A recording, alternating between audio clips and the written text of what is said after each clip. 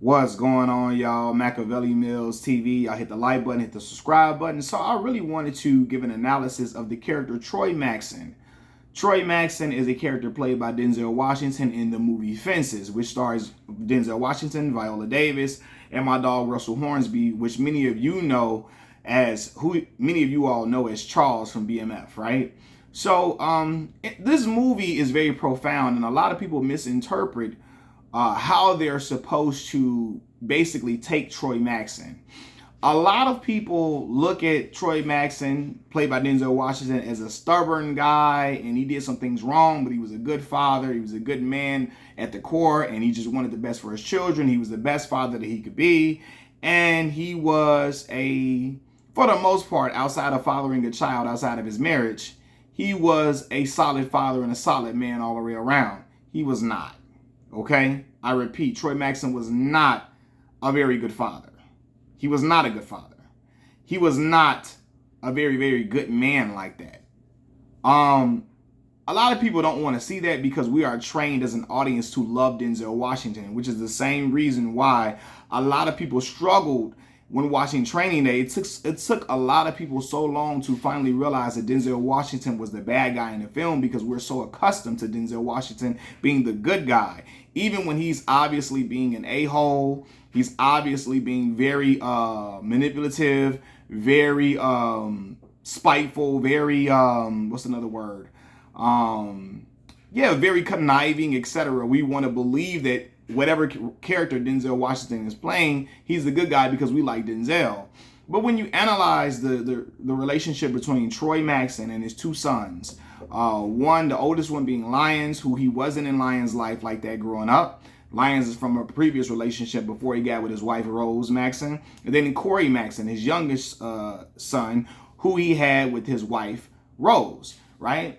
And so when you analyze his fatherhood, this movie is a depiction of a lot of black trauma that a lot of black fathers go through, a lot of black men go through at the hands of their father at times. And, sometimes that has been passed on to where they do the same thing to their children, right? It's a story of fear, allowing a parent to hold his children back or his child back from achieving their dreams and seeking them out. It's a story of a man only believing that fatherhood is one way and it damaging his children in a lot of ways. So I want to specifically speak about the scene where Troy and Corey are engaging in dialogue. Corey Maxson growing up with a father who was a hard ass. His father was was not a likable father. His father was very stern, very a strict disciplinarian in across all accounts. You rarely saw him smiling and laughing with his son. He was very stern and very direct. He didn't want his son to take up playing baseball because his father, because Troy Maxson tried to play baseball, he didn't make it, and he allowed his fears his fears of his son not making it in his sports, he allowed that to hold his son back from playing in any extracurricular activities, right? And so Corey, the son, growing up seeing his father be like this to him, in a scene he asks him, "Hey, Pop, why you don't like me? Why you don't like me? Or do you like me, or why you don't like me?" And Denzel Washington goes on a spiel about him being a provider. You got clothes on your back, food on the table, a roof over your head. Why you think that is? Why you think that is? Basically telling him, I'm a provider, so I obviously like you, right? And then he goes on this spiel about, don't worry about if people like you in life. Don't worry about none of that. Just as long as they treating you fair and they doing right by you, don't worry about if nobody likes you, right? He said, the man that I work for, he don't give me that paycheck because he like me. He give me that paycheck because he owe me, because I do a hard day's worth of work. And while that is some good advice, that's good advice for people, when you're dealing with people in the workplace, when you're dealing with people who don't know you like that, when you're dealing with people who are strangers or contemporaries in your field of endeavor. That's not a great response when that question is coming from your son, who's supposed to feel like you love him unconditionally, right?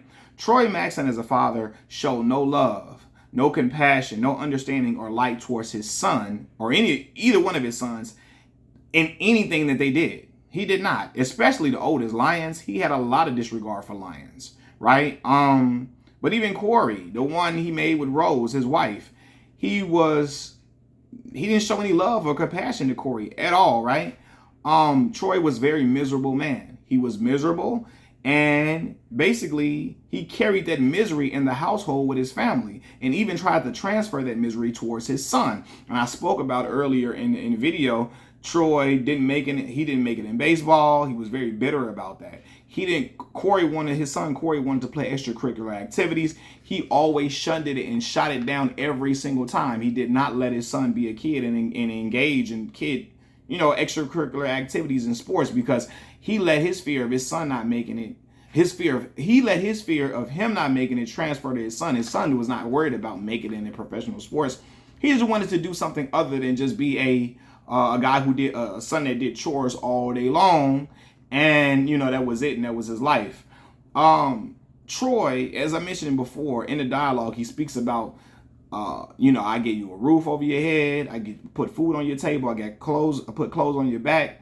He attached him being a provider to him loving his son and him showing his son love. Troy Maxson was a provider and a disciplinarian, but being a father is much more than just that. It's much more than being a disciplinarian and a provider. Those are two key elements. You're supposed to discipline your children, right? Disciplining them at a young age. If you do that, you probably more than likely won't have to discipline them when they're older, when they're teenagers, etc. Right? And you're supposed to be a provider for your children, but you're also supposed to love them. You're supposed to pour into your children. You're supposed to develop a relationship with your children to where they feel comfortable talking to you, right? You're supposed to be a father who engages in joyful things with your child. You're supposed to look at, basically, if they have certain interests, you talk to them about their interests, etc. You don't just shoot it down every time they try to have conversations outside of you being a disciplinarian. You're supposed to love on your children, right? I had a father who was a strong, stern black man, John Amos black man from Good Times. You hear me? James Evans Sr. type father. My father was hard on us, but he instilled morals, discipline, values in us, and all of those things. But he told us he loved us, right? He hugged us. My father was a father, believe it or not. A lot of black fathers not like this, especially my father's age. My father is almost 70 years old now. He's in his late 60s. My father would apologize if he was wrong to us, which is something a lot of fathers didn't do. He would ask me about certain things that I like or I took interest in. He would talk to me. He wasn't just being a disciplinarian 24/7. So that's why I have the relationship with my father that I do. Me and my father talked almost every day when I was in college, every other day. In high school, we talked every day for real. I would be over at his house because my father was not in the house with me, but he'd been in my life since day one. I would go to his house for weeks at a time sometime, and I'd be over there. He'd taking me to school. And I felt like that with my father because of the relationship that he built. He was not just a disciplinarian. He was not just a hard ass with us. He loved us, and he showed us he loved us. He told us he loved us, right? And so Troy Maxson did none of those things.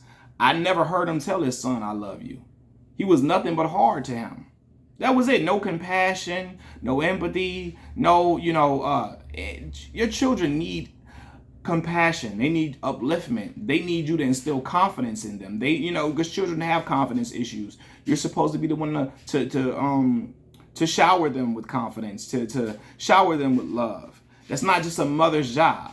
I don't care what nobody say. It's not just a mother's job. And some would say, what do I know about this? Well, me being a father of a 13-year-old daughter and a 3-year-old son who's autistic, I know a lot about those things. I'm not saying I'm a perfect father. I'm not saying I do every single thing right. But I understand the importance of cultivating a relationship with your children outside of just being a disciplinarian, right? A lot of people look at that scene with Troy and Corey, and he telling Corey, hey, don't worry about it. Nobody like you. All you got to do is worry about people treating you fair. Don't go through this life worrying about somebody liking you. A lot of black men, they applaud that. They clap at that. Oh, man, he's a man's man. Listen, being a man's man is more than just being a hard ass and being tough on your children all the time. You have to show love to your children, your babies. You have to. It's important. If they don't know if you love them, do you imagine what type of relationship they would have with you? They don't want to be around you. They wouldn't want to be around you, for real. My father came from a father that didn't tell his kids he loved them like that. My father came from a father who was a provider all the way through and through, but had abusive traits and qualities in him. you know. And so, and I'm telling y'all personal info with this. And so when my grandfather passed away, I never even met him. He passed away before he was even 50 years old. My father told me stories about them not really crying when their dad died, because he was, you know, he was stern. You know, he could be very mean at times. He was a provider all the way through and through, but he was not like my father was to me. You know, and so my father said, when I get older, when I have children, I'm going to do things differently with my children, right? And that's what he did. But, you know, when I hear my father tell me he didn't cry when his father died, that's like, man, you know, because his father only was a disciplinarian, overly disciplinarian. I told you he had abusive qualities, right? Didn't tell him he loved them. Didn't show compassion like that to them. His compassion was, I pay the bills, I work hard, that's enough. That's not enough. It's not enough. It's not. Your kids need to hear you love them. They need to get hugs from you. They need to hear if you do something crazily wrong to hurt their feelings. They need to hear you say you're sorry for those things. Those things matter. A lot of y'all, see, what happens is we think that doesn't matter, because a lot of black folks have been raised in trauma. Trauma has been on our parents and our grandparents, and has been passed down to believe that all that's necessary in parenting is tough love. Kids need more than just tough love in parenting. They need more than just that, and that's all Troy Maxson gave to his children was tough love, right?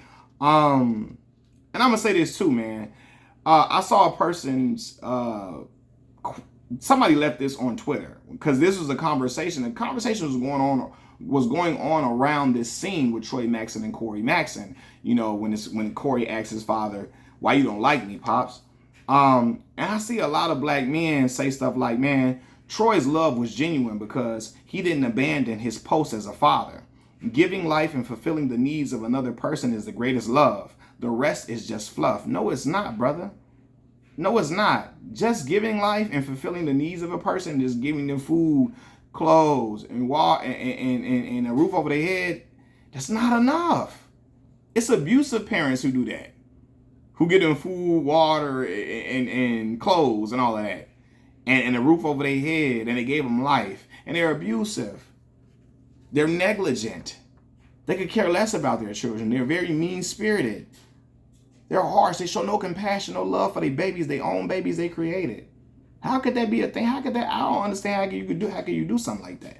You know what I mean? So I'm gonna tell this to a lot of black men, and this is coming from a black man who's a father of two children, as I mentioned before, a 13-year-old daughter and a 3-year-old son. My 3-year-old son, y'all see him around here in the videos, and I made videos about my son too. My son is autistic.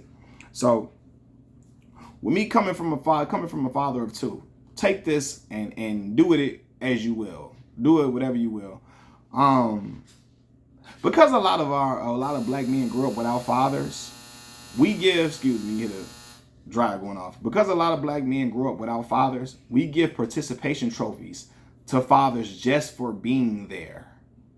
Just because they there. We give out cookies and participation trophies.